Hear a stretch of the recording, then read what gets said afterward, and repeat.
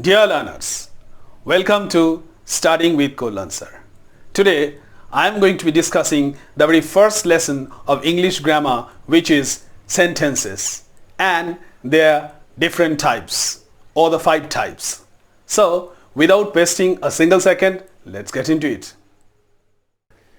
Dear learners, at first we would like to know what a sentence is.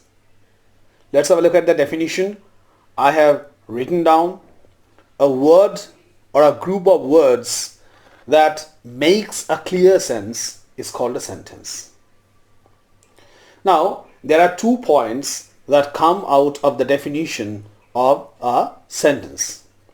And I have written down the 2 points as the trick for you. Look at the first one. A word or a group of words is needed for making a sentence. So this is the first condition. And what about the second one? Look at this.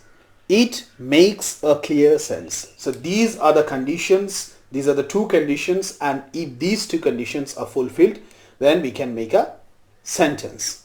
Suppose we say cows fly in the sky. So we have here a word or a group of words. The first condition is fulfilled, but the second one is not fulfilled. Because if I say the cows fly in the sky, it has a word or a group of words. It's grammatically okay, but as it does not make a clear sense, or as it does not make a sense, it cannot be considered to be a sentence. Now look at the examples written over there. The first one goes stop. The second one is wait, and the next is bravo. These are all single worded sentences, and that's why I have written that a word sometimes can make a sentence, and sometimes we need a group of words to make a sentence as well. Now we would just like to have a look at the multi-worded sentences.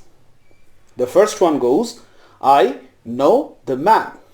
The second one is she lives in Kolkata. Now we would just like to have a look at the classifications or the kinds of sentences. In fact, there are 5 kinds of sentences. What are they?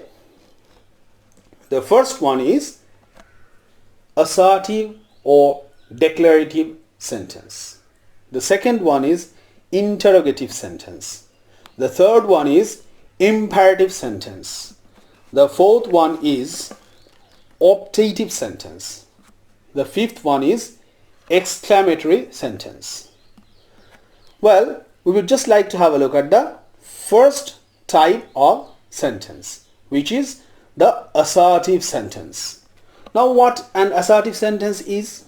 A sentence that makes a simple statement or an assertion is called an assertive sentence or a declarative sentence. Now I would just like to tell you a trick. You have to look at the word assertive. In fact, the word assertive comes from the word assert, and it means to state something, to say something. And from the word declaration or declarative sentence, we get the same idea. From the word declare comes the word declarative, which is the adjective form of the verb declare. I think it would be easier for you to remember the definition of this sentence for you. Well, the first example goes, I know the man. The second one goes, she lives in Kolkata. All these are assertive or declarative sentences. Before I make a start on what an interrogative sentence is, I would just like to tell you a piece of information. In fact, I have made another video on the same topic in Bangla language. And if you want to watch that, you can go to the description box. I have left the link in. Now let's see what an interrogative sentence is. Now before going for the definition, I would just like you to analyze the word interrogative. In fact, the word interrogative comes from the word interrogate, which means to ask a question.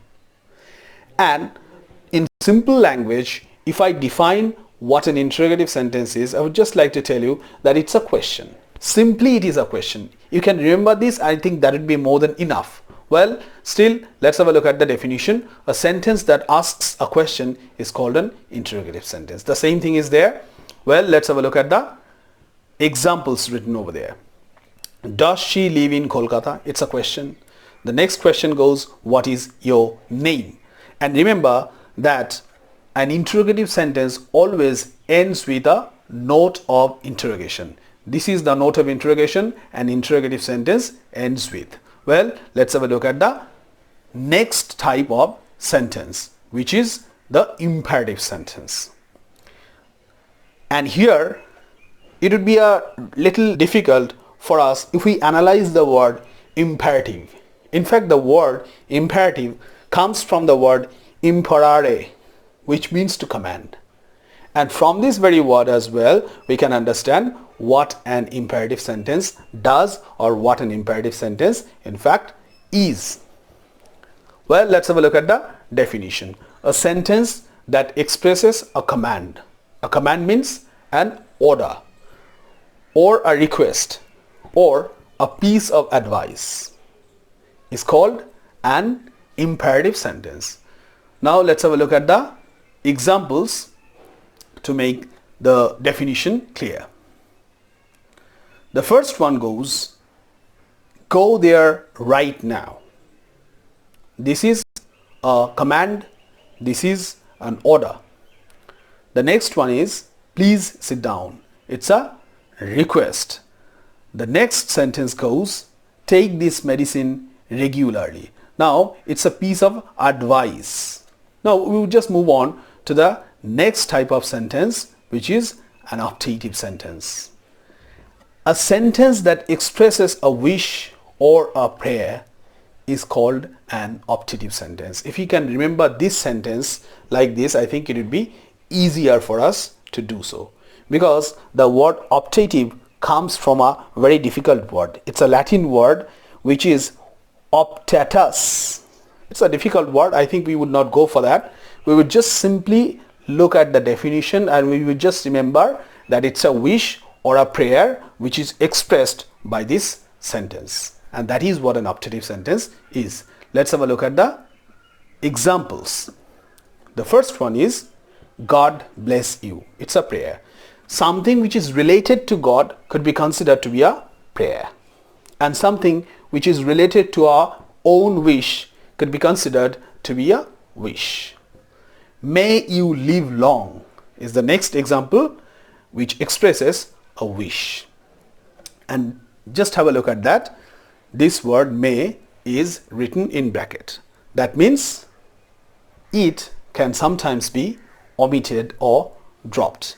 Generally we hear people saying God bless you. May is generally dropped. It is not used. It is understood. Well, let's have a look at the fifth type of sentence, which is the exclamatory sentence. In fact, we can understand it from the very word exclamatory, and it comes from the word exclaim, and it means to express our emotions, be it the emotion of fear, be it the emotion of joy, be it the emotion of anger. It doesn't matter, but an exclamatory sentence always expresses a kind of emotion or feeling. Let's have a look at the definition. A sentence that expresses certain feelings or emotions is called an exclamatory sentence. Just have a look at the definition. Just have a look at the examples written over here. The first one goes, hooray, we have won the match. Remember, the last part of the sentence, we have won the match, is not an exclamatory sentence. The first word, hooray, is an exclamatory sentence. And remember that an exclamatory sentence always ends with a note of exclamation. Look at this one. The next example goes, hello, how are you? In the case of hello, how are you, the first word hello is an example of an exclamatory sentence. Okay, now let's move on to some notes which are written over there. The first note is that the subject of the imperative sentence is always you, which is understood. Generally, you is dropped. And I have given an example, just look at that. The first example is that go there. Go there means you there. We can say do it. That means you do it. Sit down. That means you sit. You is always there as the subject in the case of an imperative sentence. Remember this. And the second note goes, sometimes may is understood in optative sentences. Remember this, we say God bless you. Don't generally say may God bless you. Well, this note we have here is that in some books there might be a little bit of confusion. Some students might find that the sentences are divided only in 4 classes or 4 kinds, but I am telling that it is 5 kinds. So the confusion definitely would be clear. Let's have a look at this. In some books, imperative and optative sentences are considered the same. That means they two are joined together. There is no such thing as optative sentences in some books. And in that case, optative sentences and imperative sentences are considered to be the one. Clear? These two are altogether called imperative sentences. This is what I have just already told you. Besides, the sentences are further divided into 2 classes. Now, here in this case, some students get confused and they think that affirmative sentences are akin to, or affirmative sentences are similar to assertive sentences. But actually it is not so. Affirmative sentences are those that affirm.